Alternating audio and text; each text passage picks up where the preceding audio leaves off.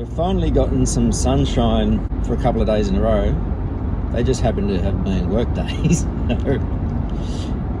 Means it's nice at school. It's meant to rain again later in the week. On the school front yesterday, I had both construction classes, both doing prac, and the main reason I did prac with them was because a lot of the class was away. Like year 12, it was first period and they slowly drifted in, but not the whole class. Year 11, I had about half the group. Some are actually out because of COVID, either them or family. It seems like a high proportion of staff have actually turning out to get it. Somebody said it'd be interesting to see how many people haven't had it. I also had 11 timber yesterday, and they're still working on their planning assignment for their project for next term. Now, this is the last week of school. They seem to be doing okay, but I think I need to give them a little bit more help today. I've got a double with them this morning. This is Tuesday. Friday is the last day of term for the Easter break. 2 weeks away from school. I won't say 2 weeks off because I've got to prep for the next one. Daylight savings ended on the weekend. I was using the excavator on Sunday. I was packing up, had to pack up earlier than the week before or whatever because the sun was going down. Driving home yesterday, first time after daylight saving, the time that I left school because of the exec meeting, straight into the sun. But by the time I got home, the sun was set. It was gone. And so this morning, same thing, I got the sun coming into my face. I rarely wear my sunnies driving. But this morning, need them.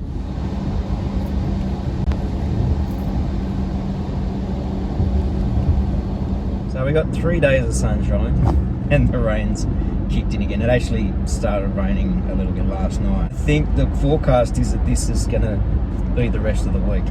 Construction space has been pretty much cleaned up, thankfully. A lot of people asked me about my hair being out yesterday, and I said, like, my only class was not in the workshop yesterday, so I didn't feel like I needed to have it tied back for a change. One of my year 9 kids called me Dumbledore. Some kids, they didn't realise how long my hair had gotten because it's always tied back. When we had our first lockdown in 2020, I'd cut my hair really short again, and I actually shaved completely clean to have a really good sealing mask. Since term 3 of 2020 to now, I've just gone feral. Our Fed rep, in yesterday morning's meeting, said he wanted to ask a voluntary question of all the staff there, and he said, and it's not to malign anybody, it's just purely from a scientific point of view because he's a science teacher. In terms of data, he said, please raise your hand if you have not contracted any form of COVID at all over the last couple of years. The number of hands that went up was a lot more than I think a lot of people expected. Close to 50%. Like, we didn't do a head count. I overheard one of the guys young blokes who had caught it, he said, where have you people all been hiding? It does seem to skip through staff rooms in some cases. In other cases, 1 or 2 people may have caught it, possibly from school, possibly from home.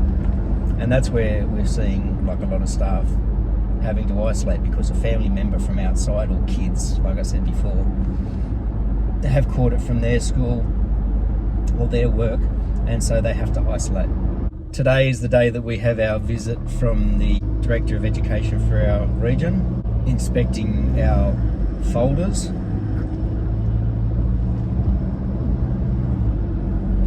For HSE monitoring. I know that my folder is not set up the best.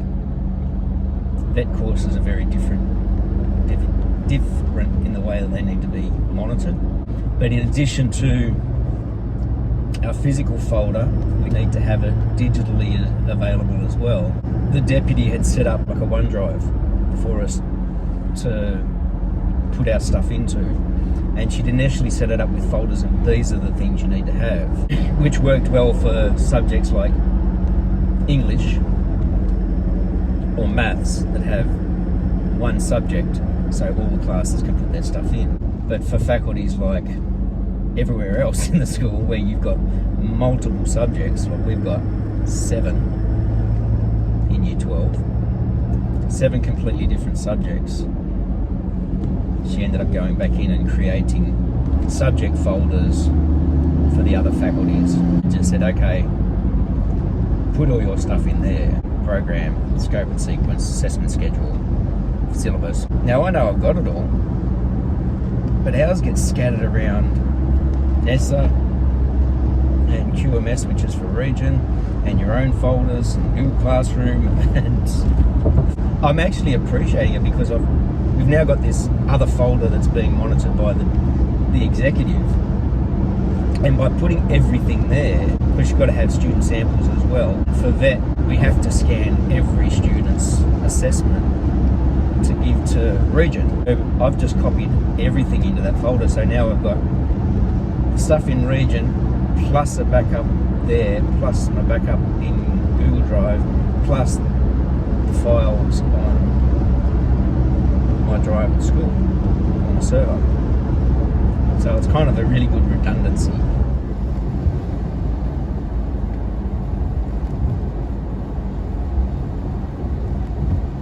Told you this weather was going to settle in. It's one of those rains today that if you stood still out in the rain, you'd get wet. But just walking across a space isn't too bad. Like walking out to the car was okay. This thick fog is more than likely low cloud. Because we're part of the college, we have planning days between all the head teachers of your KLA. So me and the other 4 head teachers of TAS will get together to plan things for the year. I can't actually recall why it was postponed in the first place. They wanted to try and go back to in-person meetings. There was a lot of head teachers who were still a little bit iffy about having in-person meetings. We're opting for a Zoom meeting. It means I can just drive straight to work. I'm going to set myself up in the trade school office because that's away from people and away from classes. The meetings are only scheduled to go for half a day now, so we'll be able to, we're starting early, and so I've left just a little bit earlier to get into work in time. And that's so that if people do need to leave, they can, because the casual shortage and the staff shortage is impacting every campus. I've got 2 classes today, and those 2 classes happen to be during the morning session of the day. So I sent them messages on Google Classroom with work for them to go on with themselves. If we do finish early, I'll be able to catch up with my class that's on at that time and see how they're going, because I don't have to drive from another campus to our campus. Zoom has really changed the landscape of meetings. Our construction meetings there, we would used to have to take an afternoon or half a day off to go and be at. Say now, we're going to hold this meeting at these different times, delivering the same information. Pick a time when you're best available, and here's the Zoom link, and you zoom into it. You get to get all the information in an hour, hour and a half. And if you aren't able to make it, they've recorded it. The remote learning model, there's schools that have been impacted enough by staff sicknesses and shortage or whatever, where they've gone to a remote model. Or senior campus, for example, when they had a shortage of staff because of people being affected by COVID, they've just said, okay, well, Year 12 was our focus, so for the next couple of days, Year 11 stay home and work remotely. You couldn't have done that in the past. It's really changed the landscape of teaching, for sure. I just wish remote learning could work for practical classes. Because if we head into another lockdown at any point, it just puts us so far behind because you can't get the prac done. About to leave work. Staff and I this afternoon spent a bit of time. We had a directive to unblock the windows behind our desk. You can see this, all our desks were this high all the way along, but we needed to access those windows and those windows for cross ventilation. So there's meant to be 2 extra desks here, and you can see all these lower pieces. What we ended up doing, they had basically 2 panels behind. These ones we took all the panels out, just took the 1 panel of mine out, cut them all down, reassembled them, and so that there is going to be the panel behind this desk, and so on, and then a couple of there and there and there. But it's the end of the day, and we're going to get those reassembled tomorrow. It's going to be amazing being able to see out these windows, because this has been my desk for 17 years and I've never looked out that window. Blind's always been down, shelves always in front of it. So it was about time, but it took a directive from the new boss and COVID, where we had to improve ventilation in the staff room, because we can open the windows on the other side, but we could not open the windows on this side. So now we're going to get cross ventilation, which will be fantastic.